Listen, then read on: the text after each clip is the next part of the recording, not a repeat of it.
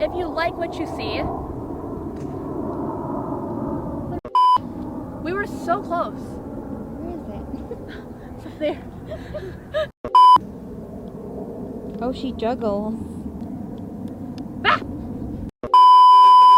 Alright you guys, welcome back to my channel. We are back with another Tips with Tish. We're here at the Fairmont Grand Del Mar. We're on the practice facility in the back of the range. And today, we're going to talk about a little bit of a putting tip. And we're going to talk about how to read the greens. Now, for those of you who are beginners and you really don't know what you're looking for, you see people go back behind the ball, they're bending down, and you're not sure why people are bending down, or you're also unsure like why you are looking behind the hole. I'm going to break all that down for you right now. Let's get to it.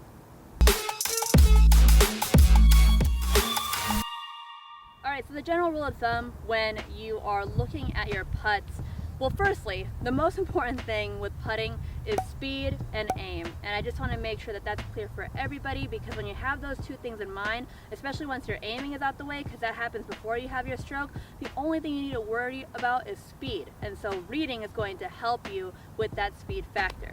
So when you're approaching any green, the first thing you want to look for are the highs and lows of the hole. So when you're approaching a hole, you want to look at, okay, where is the high and low vertically in front of me? All right, so in this case, I have a ball set up right here, and right now, right here, this is the high right here, and over there is the low. Now you want to look at the highs and lows from left to right or right to left, what have you. In this situation, the left is the high side, the right is a low side. So now what does that tell me? That tells me that the general line of this putt is going to be a downhill left to right putt. So when you see commentators that are not even present at the golf tournament and they're just watching the golf and they're calling the shots and whatnot, they can see what the break is going to be, because those are the things that they're looking for. Is it up or downhill? Downhill. Is it a left to right putt or right to left? In this case, it's left to right. So that's how you get the general break of the green. And so when you have that in mind, you can't miss too far off. It's when you don't know if it's left to right or right to left, that's where it can get really wrong. Your ball will just go away from the hole. You never want the ball to go away from the hole. So now we're going to talk about the fault line. So you can come with me. You gonna come with me? I don't know. I'm coming. Okay. Alright, so the second part you want to look for when you're reading the greens is the fault line. Now what is the fault line? To me, that's finding where that straight putt is going uphill, which matters, okay? Because when it's going uphill, now you know where all the golf balls are going to fall towards. So I have a ball set up right here, and now this is kind of where I think straight is. So let's see if it's straight. Alright, so we'll just give it a little tap. Alright. So now we have that fault line. That fault line is right here, but the putt is over there. So going off that fault line, that tells me that if I were to take this fault line, run it through the other end of the hole, right around here, which would be the other side, I know that I can bring the ball in from that corner. It's almost kind of like pool, like billiards in some sense, trying to find the right corner, making sure you're hitting the right angles. So that's how you kind of have like a better, I think a more educated guess is finding that fault line, running that line through, and seeing how that ball can fall into the hole and going from there. So now that I know that this is the fault line, I can run it through this edge right here. So now we'll take it back to the actual putt. Alright, so now we're back to my original putt. We now know it is downhill putt, it's left to right. We've found that fault line, so it kind of breaks a little more than I imagined, right? If the fault line was a little less, if it wasn't so dramatically like a clock, almost like, what is this called, parallel to my hand, that's almost where that fault line is. If it was a little more like this, the break wouldn't be as dramatic. Hope that makes sense.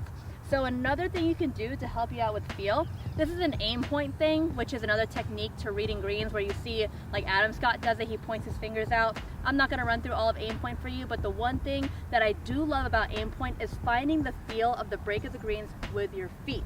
So a lot of times you'll see players kind of come up to the halfway point of their putt, or they'll break down their long putt into 3, and they'll try and find the feel. So I'll walk up, I'll go halfway, I'm feeling it out, I feel like my right foot is heavier, so therefore it is breaking left to right, and you can even do it by the cup.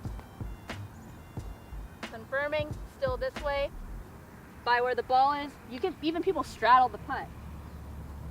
this feels a little level, but then everywhere else feels left to right. So that can also give you a better feel. And the rule of thumb is that whenever you're practicing breaking putts, you want your putts to break towards the hole. And so in this case, my putt's going left to right. You never want the putt to go away from the hole because it'll only just go further.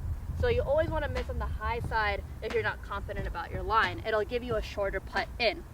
And the goal is to always just go 1 foot past the hole, because 100% of the putts that end up short don't go in. Okay? My dad used to always tell me that one. So I think this is about maybe like a ball and a half left to right, depends on the speed. So let's see. By the way, new Cobra putter, Cobra mallet, and it's just like beautiful, and it's actually a sick putter, like S-I-K, that's like the actual brand who helped build this, and it just feels really good, like literally from head to toe, it just feels really even. So quick shout out to Cobra. All right, here we go. Little left to right, little downhill.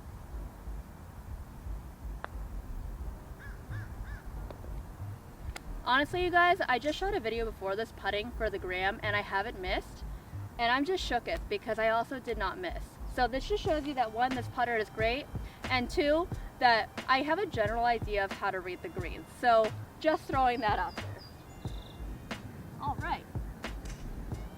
All right, you guys. Well, that's basically it. Those are the basics to reading the greens. There's a lot more, like, you know, when you see pros pull out their yardage book, they actually have a map of the greens, they have the stimp of the greens, they have the different undulations written down. But the most important thing, I think, just to generally look at is go behind the ball, go beyond the hole, find the highs and lows, find that fault line, and then make your best judgment and get that right speed. Besides that, that's all I got for you guys, so I hope you guys enjoyed this tip. If you like what you see, be sure to like, subscribe, and hit the notifications button so you don't miss a beat. Bye for now. Ready? We're done. Stick to golfing. That's a wrap. That's a wrap. That was not good.